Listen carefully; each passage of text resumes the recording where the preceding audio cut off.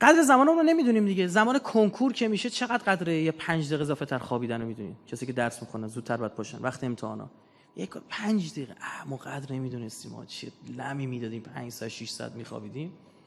ما یه رفیقی داشتیم، این ملعون این ور میداشت از ساعت 5 صبح ساعت میذاشت، بعد ساعت چند میرفت؟ ساعت 8 صبح. نیم ساعت پدر مردن پاشو امتحانت موند فلان به همان. حالا داستان چی بود؟ اصلا امتحان نداشت، میگفت میخوام حال کنم از خوابم. هی بیدار شدم که آخ چون نیم ساعت دیگه هم میتونم بخوابم. خدا بگم چیکارت نکنه نمیذاره ما بخوابیم. بعضی اینجوری هم. مورد بعدی ایجاد تعادل میان وظایف گوناگونه. یعنی شما مدیریت زمان میتونه همه وظایف تو درست انجام بدی، متعادل و برنامه‌ریزی. ببین یه شور یه چیزو در نمیاری. یه نفر خیلی بیش از حد درس بخونه اشتباه کرده، بیش از حد ورزش کنه اشتباه کرده، بیش از حد بخوابه اشتباه کرده. تعادل بین این وظایف و همه وظایفش هم میرسه. آدمی که مدیریت زمان داره همه کارش انجام میشه، شرمنده مردم نمیشه. تا میگه آقا به خدا وقت ندارم سرمو بخارونم. چه اینجوری شده؟ من که نتونسته تعادل به وجود بیاره. یه جا زمانش داره میسوزه، یه دزد وقتی هست داره زمانشو میگیره، اونو باید پیدا بکنه. شما بعضی موقع میبینید که آقا پول آبتون زیاد میاد، پول برقتون زیاد میاد. آقا پول آب زیاد میاد چیکار کنم؟ میگه برو همه شیرا رو ببند. نگاه میکنم هنوز داره کنترل کار میکنه. اینا یه جا داره آب درز میکنه. ما چند وقت پیش تو دفتر بودیم، بعد من یادم این آب گرم کن دیواریا داره کار میکنه. بعد من طول صدای اینو نشنیده بودم، سری بچه‌ها رو صدا گفتم این ببینید کدوم شیر باز این داره کار میکنه. دیدیم شیر همسایه است، پول گازشو ما داریم میدیم. والا دیدیم شیر همسایه است، یه انباری داره میاد اونجا عرسنگای کار داره، دیدیم پول انبار اینو. بله بعد از اون چیزا که از شدیم برقشون هم با ماه، آبشون هم با ماه.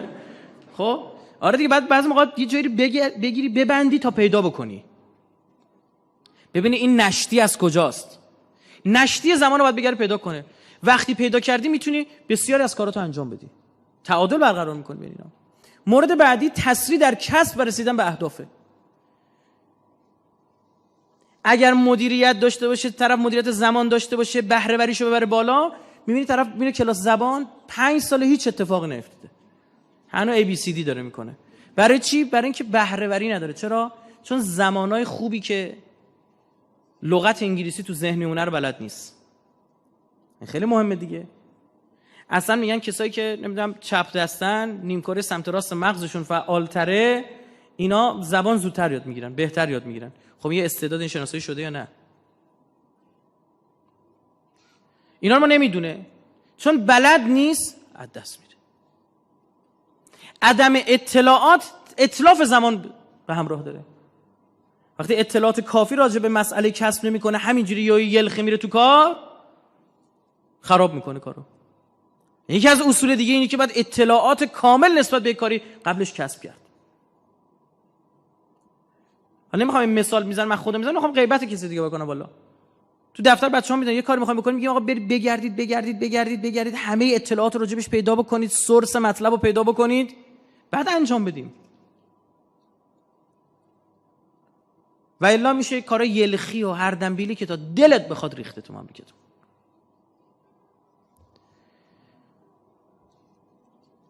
افرادی رو دیدید به خاطر اینکه این تسریع در رسیدن به اهدافشون ندارن. به خاطر چی؟ به خاطر که همه کارو هیچ کارن. دقت، یعنی همه کارو هیچ کاره. تو همه کارا رفته سرک کشته. یه مدت میگه بریم کلاس ورزش، میره 6 ماه کلاس ورزش میچرخه برای خودش و فلان اینجوری. بعد میاد میگه بریم کلاس گیتار، میره کلاس گیتاری هم یه دینگ و دونگی را میندازه و بعد چند وقت کلاسی با اون کیفش میذاره تو خیابون و بعدش هم اون دکورون گوشه استفاده میشه. بعد یه مدت میگه نه میخوام برم کلاس زبان، میره 5-6 ماهی هم الاف میکنه خودشو. نه زبان یاد گرفته، نه یه گیتاریست، نه یه ورزشکار. یکی از همینا رو درست انتخاب میکرد، هدف گذاری میکرد، میشد یه موسیقیدان، میشد یه ورزشکار خوب. زبان دومش رو تقویت میکرد. که الان میره تو کشور خارجی نمیتونه از دینش دفاع بکنه، نمیتونه حرف بزنه. من خیلی خوب با بعضی از این کاروانا الان خصوص زیارتی رفتم، صحبت کردن اینا رو باید ببینید به زبان دوم چجوری حرف میزنن. با یکی از این بچه‌های خودمون رفتیم کربلا، بعد این با این شوفره رفیق شده بود، بعد باش رفیق شده بود و باش عربی صحبت میکرد، نصف اتوبوس لذت میبردن، همه کلمه ها رو میگفت، یه علی میذاشه جلوشو، بعد یه مکس یعنی الاتوبوس الراننده الله یه وقت دادم بذاره. بلد نیستیم استفاده کنیم، مدیریت بکنیم زمانمون دیگه. اینو بارها تو سخنرانی‌ها گفتم، نه یعنی اگه به خاطر مدیریت زمان امروز داریم میگیم، چند بار گفتم اگر شما 5 سال پیش توی هر 3 روز 2 روز یک کلمه انگلیسی حفظ می‌کردی، یعنی دیگه کاری که خیالتون راحت باشه این کودکان استثنایی هم میتونن انجام بدن. خب 2 روز چی؟ روشش هم بهت بگم. کلمه رو نوشتی روی کاغذ، زدی تو اتاقت، توی گوشیت اون کلمه رو دسکتاپ گوشیت کردی، مثلا یه طراحی می‌کنی، یه دقیقه کار می‌بره. بعد خدمت شما عرض بکنم که تا یه جا بیکار میشی اون کلمه رو با خودت تکرار می‌کنی. چجوری این هر روز شما در حال آموزش کلمات جدید هستید. میگه این لپتاپت اسمش چیه؟ میگه این فلانه. میگه مدل گوشی چیه؟ میگه بهمانه. دارید یاد میگیرید اینا کلمه‌های جدیده، اما به درد نمیخوره. حالا مثلا من ندونم مدل این لپتاپ چیه، به جای بر نمیخوره، بخوام هر لحظه کسب تکلیف میکنم، اما وسط صحبت کردن با یه خارجی نمیتونی یه دقیقه صبر کن من هی دیکشنری واکنی. ببین 5 سال پیش این کارو میکردید، میخوای چیز به شما بگم؟ 5 سال بعد همین حرف منو میگی. از همین الان شروع کنید که 5 سال بعد همین حرفو نزنید. آقا آدم با 1000 تا کلمه میتونه حرف بزنه توی زبان، با 1000 تا فقط، با 2000 تا خوب حرف میزنه. 2000 روز، 1000 روز، 3 سال، کمتر از 3 سال. یعنی من گفتم خیلی طرف پخمه باشه ها، 6 دنگ و توجیه باشه، نه خیلی بیشتر. همیشه منتظریم خرمال بشیم، یعنی پا رو بذارن رو گلومون وقت تنگ بشه و فلان، خیلی بده. تشخیص اولویت ها از مزایای دیگه مدیریت زمانه. آدمی که مدیریت زمان نداره حاضر وقتشو برای همه کارا هدر بده. فلز این آدم اصلا اولویت شناس نیست. آدمی که همه چی براش مهم باشه معنیش اینه که اصلا کار مهمی بگید نداره. آدمی که همه کاراش مهم باشه کار مهم نداره. اولویت ها رو میتونه، مدیریت زمان به شما اولویت میده. وقتی قدر 24 ساعت رو میدونی، ضرب در 60 دقیقه‌اش میکنی، برای بعضی حتی ثانیه، میگی من 10 دقیقه وقت بذارم برای این کار که چی؟ این اولویتی برای من نداره. خدا پدرتو بیامرزه. بعد چقدر آدم کم گناه میکنه. شما خانوما زبون نداشته باشید و 70% بهشتید، همینجوری اوتوران. شما هم همینید، فرق نداره. چون الان آخر زمان نشانش اینه که مردا به زنا شبیه میشن، زنا به مردا. آره نه جدی میگم، نه 70-80% گناهاتون با زبونه. تا بیکار میشه حرف آه چی کار داری بدبخت بیچاره اینجا نیست، چی به تو میرسه؟ چی به تو میرسه؟ برید احادیث غیبت رو بخونید. برای همتون دارم میگم، برای خودم هم دارم میگم. آدم تنش میلرزه.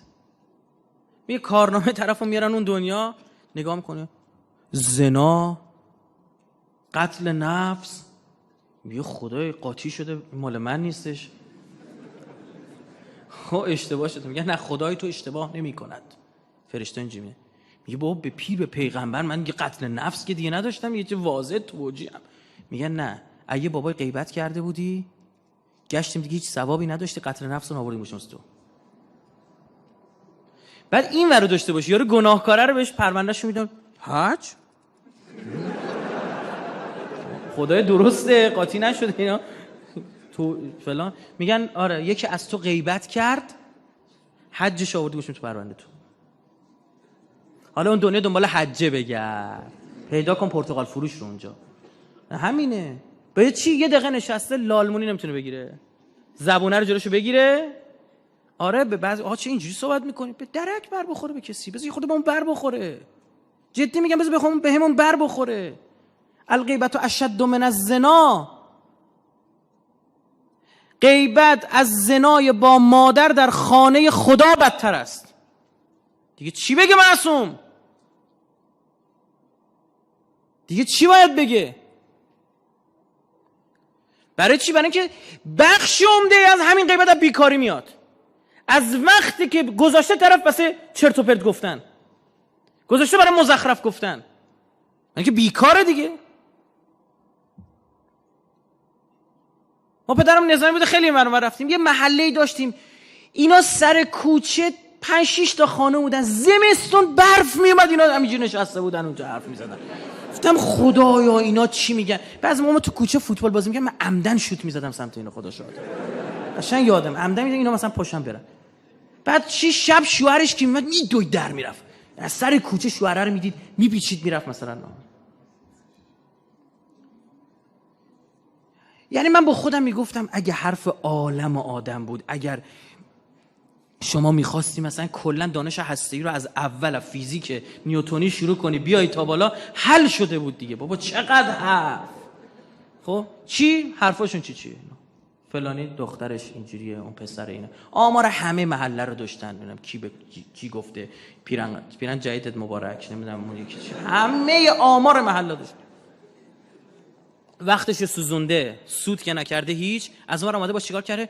گناه کرده، ابلیس داره قهقهه میزنه. این تشخیص اولویت نمیده طرف. آقا نمیشینم تو اون جلسه‌ای که دارید مزخرف میگید، پشت سر یک آدمی دارید صحبت میکنید. نمیخوام زمانمو برای همچین چیزی تلف بکنم. بهتون برمیخوره بر بخوره، خیلی بده، مفسده توشه، هیچی نمیگم، پا میشم میرم، ببخشید من کار دارم. هر کاری داشته باشی از اون بهتره که توی جلسه غیبت بشینی که پشت یک انسان دارن صحبت میکنن. برعکس این رذیله اخلاقی بعضن در بین کسایی هستش که دین ایمون هم بعضن احساس میکنن میبینی دارن، نمازم میخونن، میزنه به کمرشون نماز هنوز تموم نشده. ما روایت داریم کسی که پشت سر مؤمنی غیبت بکنه تا 40 روز نماز و روزش اصلا خدا قبول نمیکنه.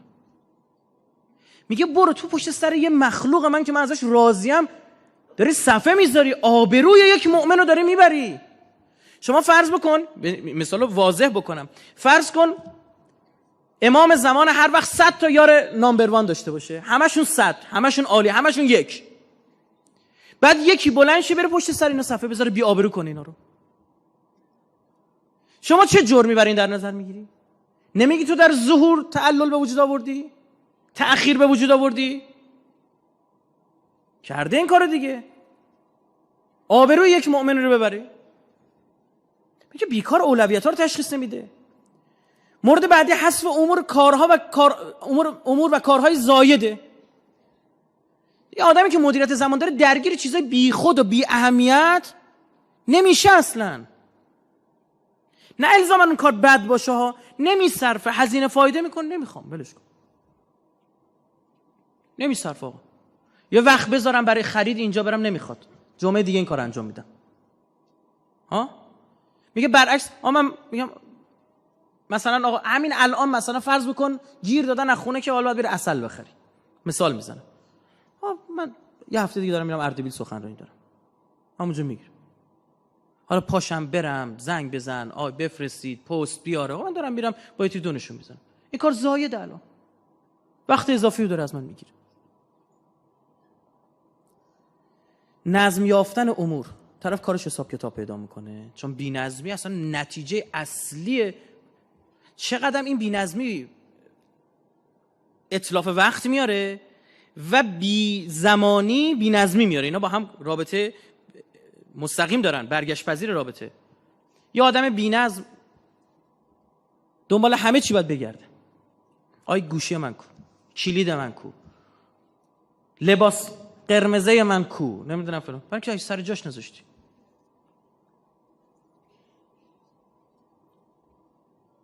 من نیم ساعت دوم میفهمم. برای اینکه باش اهمیت نداره. دست کلید دستشه، 50 تا کلید توشه، هر بار دنبال این کلید میگرده.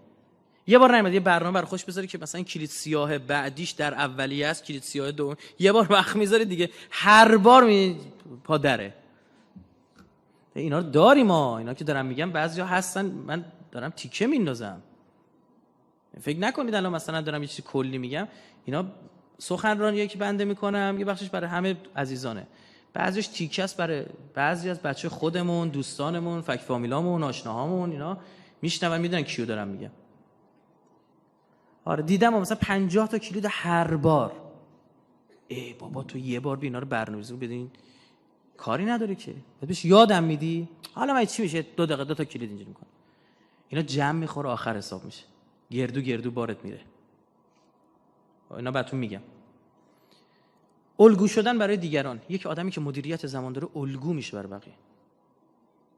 میگن نگاه کن فلانی رو یاد بگیر، کارش حساب کتاب داره. خیلی اینا رو شنیدید اما الگو نگرفتیم. اصلا خیلی آدم شاخص میشه، تو چشم میاد. برای چی؟ به خاطر اینکه 1 کارش نظم داره، 2 نظم زیبایی میاره، کار زیبا جلوه میکنه، 3 چون مدیریت زمان داره به خیلی از کاراش میرسه، محبوبیت پیدا میکنه. یعنی از 10 فاکتور شما بگیرید n فاکتور هستن، 10 تاش به ذهن من نوعی برسه. این همینجوری عاملی میشه که شاخص باشه تو چشم بیاد. عزت پیدا میکنه همچین کسی بین مردم. یکی از بدترین مسائلی که مردم رو از شما بیزار میکنه بدقولیتونه. بدقولی آدمو بیزار میکنه طرف مقابلش. میدونید چرا؟ برای اینکه آدم احساس میکنه که من برای این فرد ارزشی ندارم. بدقولی به خاطر چیه؟ قولی دادم، زمانی رو در نظر گرفتم، نتونستم چیکارش کنم؟ مدیریتش کنم، از دست دادمش رفته. این خیلی خطرناک میشه. یعنی عزتشو طرف از دست میده. میگن بابا این آدم بعد معروف میشه به دروغگو، که قول داده یه حرفی رو زده، این بابا خالی میمنه رو حساب. آبا تناب فلانی تو نلبکی هم نرو، چه برسه چاه. یعنی حساب نکن رو حرفش. اینا دقیقاً آدمان که به همم قول میدن ها. به همم قول میدن. باشین سوال میای اینجا، آره حتما میام فلان. فلان اونجا هم میام، خیلی راحت بشه. تو چجوری میخوای در آن باید 2 جا باشی؟ بعدم فکر میکنه ببخشید من نتونستم بیام. مشکل داره دیگه. حالا این باز خودش یه رذیله است، توضیح میدم توی نکات بعدی. رسیدگی به همه امور زندگی. طرفو دیدیم اومده میگه که همه امور مهم زندگیش. میگه آقا چرا اینجوری شد؟ آقا ما دیگه سرگرم فلان کار شدیم، یه لحظه به خود اومدیم دیدیم عمرمون دیگه نتونستیم. یکی از این آقایان مسئول بود، یه بار اومده پیش من، این که مسئول میگه من خودم هم مسئولم، تو هم مسئولی ها. بعد کلکم را و کلکم مسئولون عن رعیه. حالا ایشون یه مسئولیت حقوقی هم داره، یعنی پول میگیره بابت مسئولیتش. اومده بود ناراحت میگفت پسرم فلان شده به همان شده اینا، از دست رفته بود بچه‌ش. یک رذل و باشه یعنی واقعی کلمه. بعد گفتم که خب چرا وقت برای تربیت ایشون نداشت؟ گفت ما صبح تا شب سر کار میرفتیم میمدیم مأموریت، از اینجا به اونجا برو. اصلا نفهمیدیم بچه چجوری بزرگ شد. میگم نفهمیدینم میشه جونه. یعنی چی آدم برای چی بچه دار میشی؟ وقت بذار براش. تربیت یک انسان مهمترین سرمایه است که از شما باقی میمونه. یه بچه خوب حضرت ابراهیم چی خواست از خدا؟ میگفت من میخوام امامت ذریه من باشم. شنیدید میگن آقا برای بد وارث فاتحه بفرستید، بی وارث فاتحه بفرستید. هیچ چیز خوبی از خودش نگذاشته که چیز بدی هم گذاشته. طرف همینجوری اتوران بچهش داره این ور اون ور میره، برای ننه بابای مرده دارن گناه مینویسن. اعمال متأخره فرزند دیگه. فرزند اعمال متأخره. بعد تربیتش کرده. حالا یه موقع از پدر مادر وقتشون رو گذاشتن. عوامل دیگه‌ای بوده؟ نه. خدا جای حق نشسته. اما میدونه تو اگه وقت میذاشتی به این بچه محبت میکردی، به جای محبتای بیخودی که به کسای دیگه کردی و پرروشون کردی، به این بچه محبت میکردی، اینجوری نمیشد. خیلی از این بچه ها هستن با یه لبخند محتاج یه لبخند پدرشونن، مثل برج زهرمار میمونه طرف وقتی میتخونه. همه خنده‌هاش برای بیرونه، برای کسای دیگه است. من یکی از مسئولین هست، خیلی ایشون رو دوست دارم. این آدم ساعت 6 صبح بیدار میشه تا 12 شب داره کار میکنه و وظیفش هم نیست، کار فرهنگی انجام میده، فقط من باب این که میگه بیشتر کار کنم. به خانومش میگه بچه‌ها رو ساعت 7 شب بخوابون. 7 شب بچه‌ها رو میخوان، ساعت 12 شب که بابا میاد ساعت 12 بچه‌هاشو بیدار میکنه. از 12 تا 1 اسب بچه‌هاشو نمیدونم بازی بکنه با بچه‌هاشو، کشتی بگیره با بچه‌هاش هست. 1 میخوابه، دوباره 6 صبح بیرون. من هر دفعه با این آدم بودم تو ماشین میدم رفت از کم خوابی. این برنامه‌ریزی میگه که تو ماشین بخوابه. بچه‌هاش هم ماشاءالله گل، با تربیت، با هوش، وقت گذاشته براشون. بارا حوصله ندارم تو رو خدا امروز سر کار نمیدم فلان. باش 10 سال بعد تو دنبالم میدوی. آره یه بچه میشه توف سر بالا، هر روز بعد این ور تو خیابون جمعش کنه. وقت نذاشته. آمادگی داشتن برای شرایط بحرانی و به استقبال کارها رفتن. آدمی که مدیریت زمان داره عاجز نمیشه هیچ وقت. هر شرایطی براش پیش بیاد قبلا فکرشو کرده. چرا؟ چون یک فرصت برای تفکر داره. یک فرصت برای آینده نگری داره. یک فرصتی گذاشته برای اگرهای درست، نه اگرهای نادرست. حالا اینو خواهم گفت. تو آینده بعضی غور میکنن، تو آینده غرق میشن، اصلا اشتباهه. خیلی اشتباهه. برای آینده درست. اگر این شد چی؟ من الان سخنرانی تو لپتاپمه. آقا اومدیم تصادف کردیم. ماشین یکی اومد دزدید. خب همین سخنرانی همینا تو فلاشم هست. متنی که آماده کردم، تایپ کردم تو فلاشم هست. این برای اون اگر است. چقدر وقت گذاشتم؟ 20 ثانیه. 20 ثانیه بیشتر وقت نکردم. اما بوده، به خدا قسم تا همایش رفتیم دیدم یارو رو ویبره است همینجوری. میگم چی شده؟ قاریمون نیومد. میگم نه من تو لپتاپم قرائتم دارم. میدونم تجربه دارم. نمیخوای خودم برات میخونم. هیچ نگران نباش. طرف میبینه مثلا یه قاریش نمیاد کل جلسه‌اش میذاره برای اینکه آماده نکرده. در نظر نگرفته. آقا آدم میفته تصادف میکنه. پاش میشکنه. مشکل براش پیش میاد. دیر میرسه، ترافیک گیر میکنه. چقدر من اینو برای این شرایط آمادم؟ آمادگی داره. روزی که توی جلسه کشتی نو برقا رفت، صوت دست شما رسید. ببینید چرا؟ چون ما اینو پیش بینی کرده بودیم. اگر یک روزی برق هم رفت، ما باید صوتو بتونیم بگیریم. خب این آیا هزینه اضافی نبود اون موقع؟ چرا؟ یک دستگاه، یک سیستم کلا اضافه داره ضبط میکنه. چه اتفاقی عوضش داره میفته؟ عوضش اینه که یه سخنرانی فاتحش خونده نمیشه. اون دیگه هزینهش خیلی زیاده. اصلا شما پولی که بابت شیر اطمینان آب گرم کنتون میدید بابت چیه؟ پول بیمه‌تون بابت چیه؟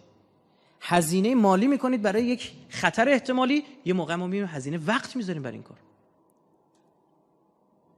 آقا من دارم میام برای سخنرانی، میگم از دفتر ما مثلا تا اینجا 1 ساعت راهه.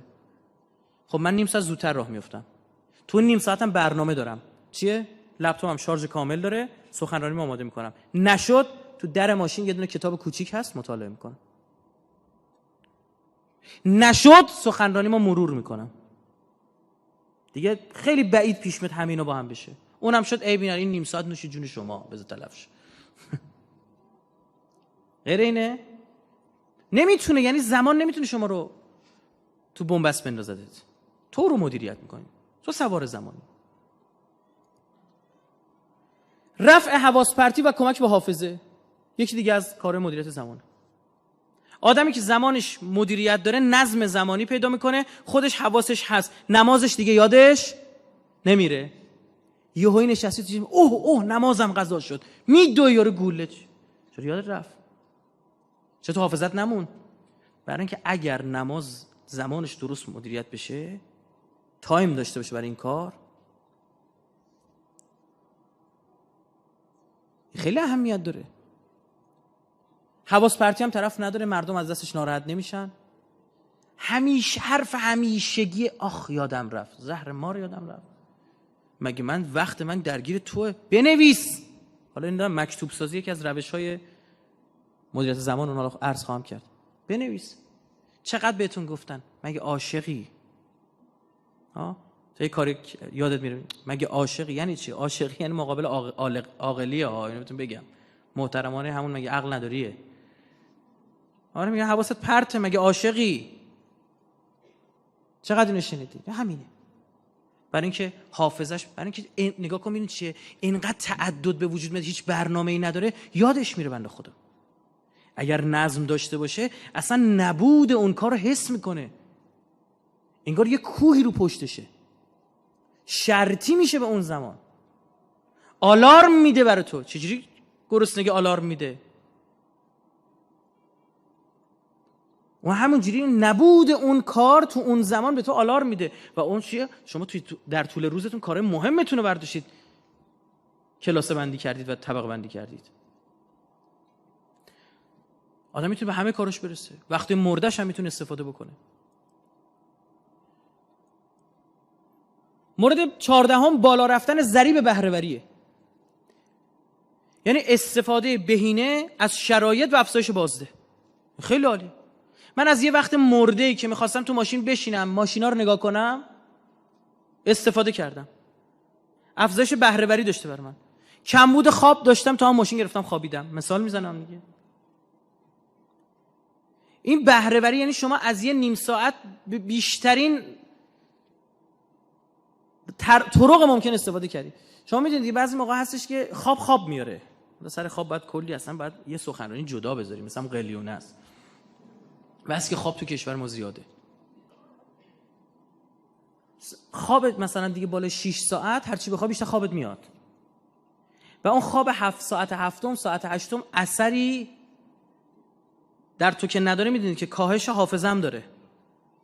یعنی از بیخوابی داری میمیری، یه 20 دقیقه میگن یه جوری بخوابی که کلید اگه تو دستت باشه بیفته متوجه نشی، این یعنی اثر خودشو گذاشته. اون هورمون‌های مورد نیازی که تو خواب ترشح میشه تو خواب ترشح شده. حالا 20 دقیقه نمیگم حتما 20 دقیقه بخوابی، نه بیشتر. اما میخوام بگم این 1 ساعت زمانی که نیازه باید استفاده بشه.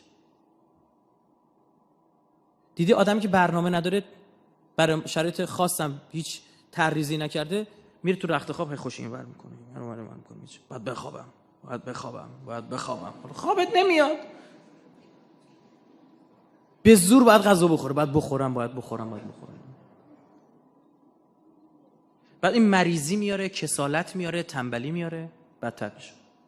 شما مورد 15 هم عرض بکنم، امکان پیشرفت و بهره بردن از روش‌های جدید و نوین فقط برای کسی پیش میاد که مدیریت زمان داره. می‌بینید چرا؟ چون فرصت داره. کسی زمانش مدیریت می‌کنه، وقت کم نمیاره، به آینده فکر میکنه، به روش‌های جدید فکر میکنه که بهتر باز بهره وری داشته باشه، به افزایش کارایی فکر میکنه، خلاقیت برای همچین آدمیه. اصلا روش‌های نوین مال آدمایی که مدیریت زمان دارن. ادیسون توی قطار که میرفت مسافرت، توی قطار میشست 2 تا 4 تا میکرد، یکی از واگن‌های قطار دربست میگرفت، کار آزمایشی انجام داد. یه کیفی داشت آزمایشگاهش بود، همونجا توی قطار یه بار واگن قطار آتیش داده بود دیگه، همونجا میشست کار میکرد. و من یه تایمی دارم هر روز بعد با قطار برم اینور بیام، میام استفاده میکنم. حالا ادیسون کیه؟ اون آدمی بوده، مخترع بوده، موفق بوده. به عنوان موفقیتش میگم خیلی احترام. شما سیره بزرگان خودمون رو ببینید. مردم با مراجع ما، با رفت آمد مراجع ما زماناشون رو تنظیم میکردن. میگفتن فلانی رأس ساعت 10 مثلا جلسه درس شروع میشه، میدیدن از این همسر روبروش میدید مثلا از این اتاق اومد رفت تو این اتاق، گفت ساعت 10 شده. این عیناً برای امام خمینی نقش شد دیگه. تو نوفل لوشاتو همسر روبروی امام میگفت من دیده بودم که این آقا ساعت 9 صبح از این بالکن میاد میره تو این اتاق، همیشه 9 صبح این اتاق. من فهمیده بودم. گفت تا میاد، گفتم ساعت 9 صبح شد. خیلی ها یعنی رفت و آمد انقدر دقیق باشه، مردم ساعت مردم بشی، وقت براشون ارزش داره. همین آقای ادوارد شوارتنازه خب این اومده بود وزیر امور خارجه شوروی، ابرقدرت، یکی از 2 ابرقدرت دنیا، اومده بود گفته بودن به امام، گفته بودن ساعت 9:30 صبح باش جلسه داری. ساعت 9 برداشته بودن آورده بودن. امام هم ساعت 9 تا 9:30 برنامه رسیدن به اخبارش بود، یعنی اخبار روز رو چک میکرد. خودش پخش زنده اخبار رو گوش میکرد. خیلی مهمه که دورش نزنن. کاغذ بیاری بگی مسئولی فقط کاغذی بشه، کاغذش بده. میگه اون آدمی که کاغذ رو میده میخواد مدیریت خودش خوب نشون بده، میگه همه چی آرومه، درسته، همه خوبن فلان. نه، امام مستقیم گوش میکرد. رادیو اسرائیل هم امام گوش میکرد. حالا دلیل نمیشه من شما بریم، نه، او رهبر مملکت بوده، باید این کار میکرده. ببینید دشمنش چی داره میگه. اومدن گفتن آقا ادوارد شوارتنادزه اومده. آقای ولایتی وزیر امور خارجه بود، اینو برش آورد. گفت اومده که اومده. من نگفتی ساعت 9:30. خب حالا زودتر اومده. خب بیخود کردی زودتر آوردید. اشتباه کردی زودتر آوردید. آقا الان تو بحث دیپلماسی این ما آوردیم منتظر بشی معنی میده فلان. گفت من زمانم اینه. 9 تا 9:30 برای این کاره. رفتن سراغ آقای هاشمی. گفتن آقای هاشمی بیاد به امام بگه. آقای هاشمی اومد 10 دقیقه گفت برو وقت خودتو تلف نکن. 9:30 میام. میگه سر 9:30 شد انگار دینگ دینگ دینگ ها. میگه امام اومد تو، یه دستمالی پارچه مثل لنگ بود، یه پارچه هم دستش، میگفت با همون لباس معمولیش. میگه اومد نشست، پارچه‌ش هم پهن کرد روی پاهاش، نشست. خب بگید حرفشو بزن. من خود ادوارد شوارتنادزه فیلمش هست دیگه، کاغذ دستش اینجوری میشه. خود این میگه من جلوی رئیس جمهور آمریکا رفتم، بالاخره ابرقدرتی بودن، میگه من جلوی هیچ کس اینجوری احساس ابهت نکردم. عزت میده بهت. نه فقط بگن بخاطر زمان شناسی صرفا عزت به وجود اومده، نه، عموم این یه آدمی که اینش درسته بقیه کارش هم درسته. اینا نکته است. پزشک امام میگه من آدمی رو ندیدم تو این دوره پزشکیم مثل ایشون سر ساعت دواشو بخوره، قرصشو بخوره. گفت اصلا انگار اخبار میخواستن اعلام بکنن. بیازش پرسیدم جریان چیه؟ میگه امام جواب داد، گفتش که من شرعاً مسئولم، اون دنیا از من میپرسن تو این دارو رو دیر خوردی باعث شد عمرت اینقدر کمتر بشه. گفتم شیعه اثنا عشری نسبت به عمرش مسئوله. من نظر توی متخصص رو دارم اجرا میکنم. تو اینجا تو این حوزه تو مجتهدی. اینا اهمیت داشته عزیز دل من. شما فکر همینجوری میشه یه انقلابی راه انداختم که یلخی پیش رفت؟ اگر من و شما برای هر دقیقه $1 در نظر بگیریم، کشتن وقت کشتن هزینه نیست، خودکشی است. این خودکشی از حرفای معروف حوزه مدیریت زمانه. وقت کشی نیست بگی من وقت کشتم، خودکشیه.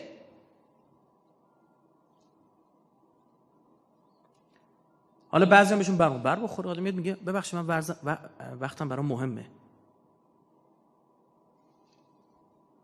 بعد بهشون برمیخوره یعنی چی؟ ما وقتمون اهمیت نداره؟ خب نداره دیگه، ناراحت میشی. نداره برات. من 1 ربع در خدمت شما هستم، بفهم. خودشو میگیره. بذار بگن.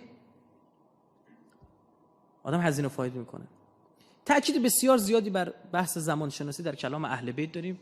من فقط چند تا از احادیث رو میخونم، خوب دقت کنید ببینید این نکاتی که بنده عرض کردم نه از خودم نگفتم، بابت تمامش ما روایت داریم. آقا رسول الله فرمودن لیس من یوم یأتی علی ابن آدم، روزی نیست که بر فرزند آدم میاد. همون روزا آقا رسول الله میفرماد هر روز بر خودش یک شخصیت داره.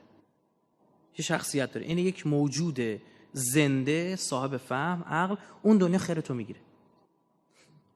هر روز میاد ینادی، فریاد میزنه، ندا میده. ینادی نمیگه یقول، میگه داد میزنه. ینادی فی یبن آدم انا خلق جدید، میگه میاد میگه ای فرزند آدم من امروز یه مخلوق جدیدم، در خدمت تو هم. و بدون و انا علیک غدا شهیدا، من فردا خودم علیه تو شهادت خواهم داد. من در خدمت شما هستم اما بدون من خودم جز شاهدای اون روز قیامتم، همه رو گزارش میدم. فعمل، انجام بده، کار کن، خیرن، خوب پس از من استفاده کن و کار خیر انجام بده. و اگر منو از دست دادی لن ترانی، عمرن دیگه منو نبینی. اونی که میاد یکی دیگه است. یک نفر شاکی علیه خودت گذاشتی کنار، بدون فردا من نیستم، یکی دیگه است. یا با او خوب تا میکنی یا چی؟ اونم از دستت شاکی. و یقول اللیل مثل ذالک، و شب هم دقیقاً عین همین حرف رو میزنه. یعنی باز برای شبها هم چی؟ قم اللیل الا قلیلا، یه بخشی از شبو بذار برای عبادت. میدونید میگه نصفشو. میدونید ما دقیقاً نصف شبو بیداریم، بیشتر از نیمه شب بیداریم. چون از مغرب شروع میشه دیگه. یا همه تا 12 شب بیدارن الحمدلله. نصف شب بیدارن، اما به چی گذرونده؟ یک سریال مزخرف و مضحک نشسته نگاه کردن، وقت خوشو تلف کنه. وقت بکش. حالا باز سریال کشور خودم خوبه، هرچند وقت تلف میکنه. و از اون سریال ماهواری که این با اون خیانت میکنه، اون یکی پدر اون یکی رو در میاره، وقتشو تلف کنه. ببینیم این دفعه آقای پادشاه به کدوم خانمش چشمک میزنه. همینه دیگه. آقا ما رفتیم یه جایی، این سریالی چند وقت پیش داشته میداد، باران بود چی بود، دیدم اینجوری همه تو خونه فلان. میگفت آقا رسید به باباش، به خدا باباش هم برگشت نگاش کرد فلان. گفتم من کارگردان ایرانی رو میشناسم، ندید به شما میگم، یه ماشین یه چیزی اون بغل هست میزنه به این، یکی میاد اینا میگیره این شهر. میگفتن 10-15 قسمتش مونده، بقیه‌اشو میخواد چیکار کنه؟ گفتم اگه 15 قسمتش هم مونده با هیچی، خیالت راحت باش، من فکر کنم قسمت آخرشه. خب گفتم خیلی. بعد فرداش پرسیدم چی شد، من خودم جالب بود. گفت همین بود دقیقاً. خب حالا ماشین نزده، یه چیز بلای دیگه سرش اومده بود، برده بودنش، نذاشته بودن این بارانه برسه به باباش. حالا او برسه نرسه، مثلا نمیدونم چی به تو میرسه این وسط، به خودت درگیر بکنی با اینا. نیمی از شب را خدا بیدارم و شب زنده داری میکنم. به چه گذراندی؟ به پی ام سی، به آره دیگه گذشته دامبولدین گذاشته واسه خودش اونجا، خوش و اینم داره نگاه میکنه و شنگوله دیگه. ابلیس هم داره همه خوشن، شیطون میخنده، تو هم میخندی، اصلا عشق میکنه یارو. اصلا اون دنیا خورده نگاتیو اینه، برعکس میشه یارو. هم شیطون داد میزنه، هم من تو داد میزنیم. امام علی علیه السلام فرمود المرء ابن ساعت، ابن زمانه. شنیدید؟ میگه ابن ساعت، ساعت یعنی لحظه‌ای که در آن به سر میبره. میگه تو فرزند همین ساعتی هستی که توشی. ان عمرک وقتک الذی انت فیه، عمر تو همین زمانیه که توش هستی. آینده هنوز نیومده، معلوم نیست باشه یا نباشه. گذشته ها هم چی؟ گذشته که از اصل در امروز باشه. حالا اینو توضیح میدم. همینو بهره ببر ازش. به خدا معلوم نیست 10 ثانیه دیگه زنده باشیم.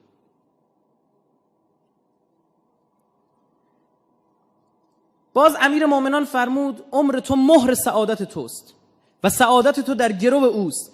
اگر آن را در راه طاعت پروردگار مصرف کرده باشی، این مشروط به این، عمر تو، سعادت تو دست عمر تو، کلیدشو، مهرشو، اون تضمین شدهشو اون میزنه، مهر استانداردشونه. امام صادق فرمود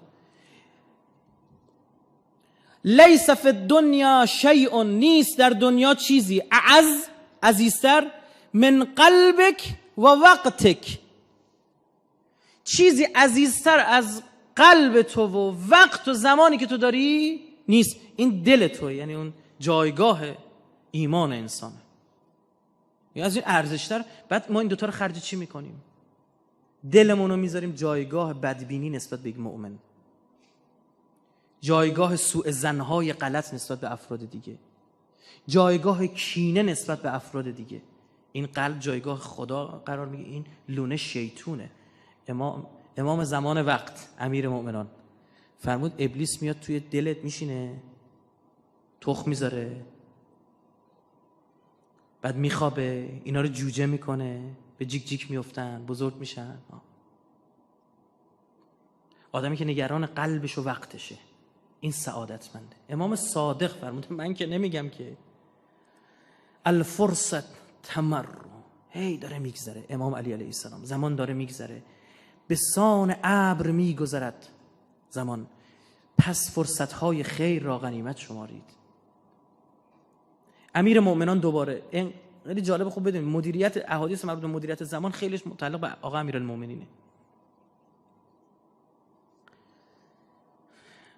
اضاعت الفرصه فهو غصه فهی غصه. از دست دادن فرصت چیه؟ غصه. اغتنم الفرصه قبل ان تكون غصه. فرصت رو قدر بدون، فرصت همون چیز داری. یه چیزی هم به شما بگم، ما چیزی تحت عنوان شانس بگید نداریم. شانس مال سکولارا و لایکاست.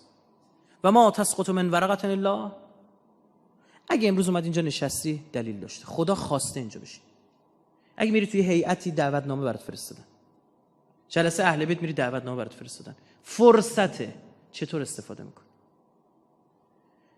طرف براش فرصت زیارت فراهم شده، خواستتش آقا ابا عبدالله الحسین، نصف وقتش تو بازارا میچرخون. خدا خواستتش، میگه بیا خونم. خواستتش که داره میره. قبل این که بره داره آدرس پاساژا رو میگیره.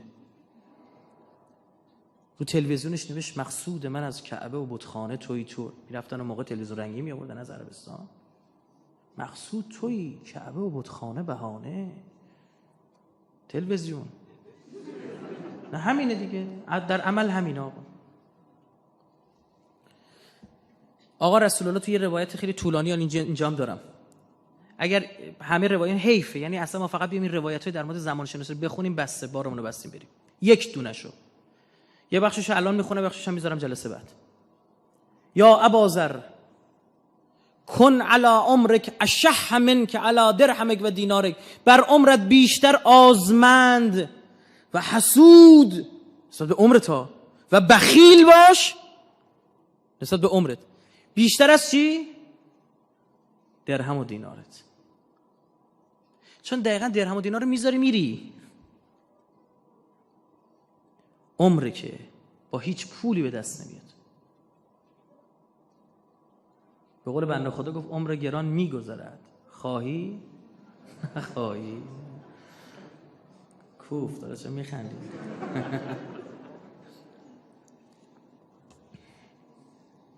امام علی علیه السلام الناس نیام فاذا ماتوا انتبهوا. مردم تو خوابن، وقتی میمیرن تازه بیدار میشن. یعنی کسی که عمرش داره به چی میگذرونه؟ به خواب. این روایت از امیرالمومنین خیلی زیباست و تکان دهنده. به درستی که عمر تو تعداد ایامی است که پشت سر میگذاری، پس هر روزی که میگذرد از عمر تو کاسته میشود. یعنی که به این باید به حس ترس نگاه کنی. یه دیدلاینی داره همینجوری میگذره، داره تموم میشه. خوش به حال اون کسایی که دکترها بهشون میگن 6 ماه دیگه زنده ای. تازه همونم معلوم نیست اون 6 ماه زنده بشه، تصادف کنه. اما یه چیزای دستشونه.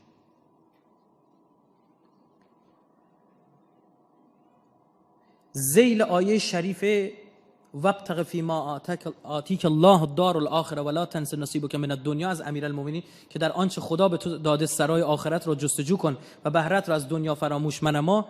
از امیر مومنان سوال شد. حضرت فرمود این آیه یعنی ولا تنس فراموش نکن صحتک سلامتی تو و قدرتک و فراغک اوقات فراغت تو و شبابک جوانی تو و نشاطک ان تطلب به الاخره. به وسیله این 5 نعمت بزرگ آخرت را بطلب. نه دست ندی.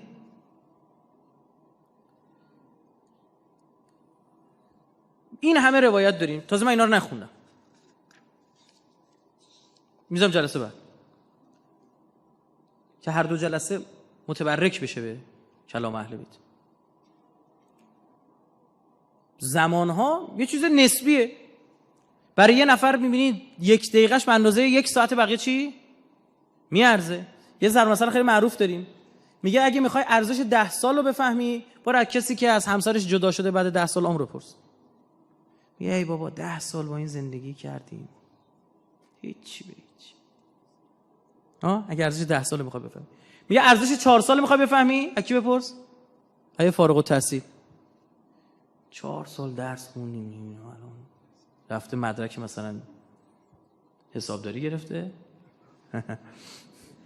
حسابداری خوبه.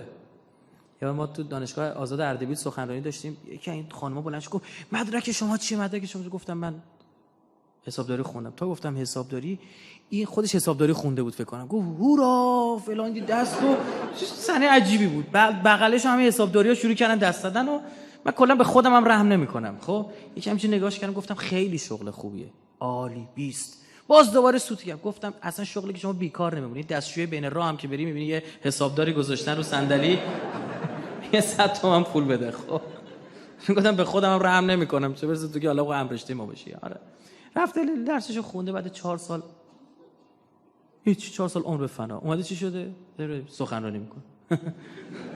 رفته تو یه کار دیگه ای داره مشغول میشه. آقا چی خوندی؟ فوق لیسانس دارم، فیزیک دارم، پلاسما دارم. از کجا؟ داره چیکار میکنه؟ کار امور دفتری انجام میده. یه نامه می‌نویسه 60 تا غلط املایی توشه. اگه 4 سال میخوای بپرس، 2 سال برای یه سرباز بپرس. آی اون 2 سال خدمت، آی اون 2 سال. قدر نمیدونن که بعضیشون میرین سربازی جای خوب میافتن، قدر نمیدونن. بعضیشون هم هستش که نه، آدم زرنگ همون 2 سالم تبدیل میکنه به چی؟ به فرصت. بهترین فرصت دوران خدمت سربازی برای منظم شدن، برای لاغر شدن، برای قدر ننه بابا دونستن، برای شکستن غرور مضحک و مزخرفی که داریم، برای فرمان پذیری و ولایت پذیری. بهترین فرصت. اگه میخوای ارزش یه سال بفهمی، برای یه دانش آموز تجدیدی بپرس، ردی. ما داشتیم به خودمون راهنمایی بودیم، هم کلاسی داشتیم، ریش در می آورد، ریشش در اومده بود، اینقدر این افتاده بود. میگفتن 3 ساله است طرف، یادتون باشه مثلا 4 ساله است فلان، همینجوری میافتاد، کاری نداشت، خوش بود. ما یه هم کلاسی داشتیم، اینو در طول روز 2 بار میومد مدرسه. یعنی اینقدر این شر بود، ننه باباش رفتن خواسته بودن از مدیر. ما که ظهری بودیم می اومدیم، میدیم این تو درختا نشسته، از صبح میومد مدرسه. بعد ورقا و دفتر مفترش هم می آورد، بدبخت غذاشو می آورد، میومد مامان گفت امروز مامانم برامون ماکارونی گذاشته، نمیدونم چی. همونجا نهار میخورد.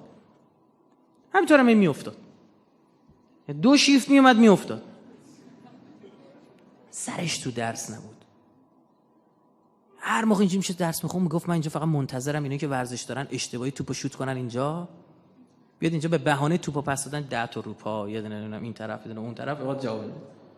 ارزش 9 ماهو بعد از یک خانومی که باردار بوده بپرسی که 9 ماه عمرشو گذاشته پای یه بچه، بعد از اون پرسید. همینجوری داره کم میشه. برای ارزش 1 ماه از مادری بعد پرسید که نوزادش نارس به دنیا میاد، زودرس به دنیا میاد، میمیره. 1 ماه همش. برای 1 هفته بعد از سردبیر یه هفته نامه بپرسی. برای 1 هفته که چجوری جون میکنه، برای یه روز چی؟ از یه روزنامه. هر روز یه برنامه جدید. اصلا واقعا شغل پر استرسیه. دوباره این روزنامه قدس ما رو دعوت کرده بودن سخنرانی قدس مشهد. ما شب توی همونجا خوابیدیم، تو محل این روزنامه. اینا شبا تازه کار میکنن که صبح روزنامه آماده بشین. ریلا اینا رو میبرد و به ما گفت دوست داری نگاه کنی؟ گفتم آره، فرصت خیلی خوبیه. درسته. بعد با خودم میگفتم هر روز تو باید مثلا 6 تون باشی، خبر رو به پای بیای بنویسی، چاپ کنی، برسه دست. یعنی اصلا آدم مخش سود میکشید. 1 روز چقدر مهمه. ارزش 1 دقیقه رو بعد کی بپرسی؟ از منی که از پرواز جا موندم. این دکترام هر دفعه میره پیششون میگن اگه 1 دقیقه دیر میرسید، من نمیدونم 1 دقیقه چیه، دیدید 1 دقیقه اینو دیر میرسوندید فلان، ارزش 1 دقیقه رو خوب براتون گوشزد میکنن همیشه. یه نفر از قطار جا میمونه، قطار واسه هیچ کی وای نمیسه. ارزش 1 دقیقه. اینجا ببین صحبت 10 سال بود شده به 1 دقیقه. ارزش 1 ثانیه رو برای اون کسی که یه تصادف جون سالم به در میبره. 1 ثانیه دیرتر واقعا فرمون میچرخون خورده بود. بعضی موقع لایکشی صحبت میلیمتره. یه سانت. ارزش کمتر از ثانیه رو بعد از اون قهرمان المپیک بپرسی که با هم میرسن سر 100م ثانیه، میبینی یکی میشه اول، میشه دوم، یکی مدال طلا میبره، اون یکی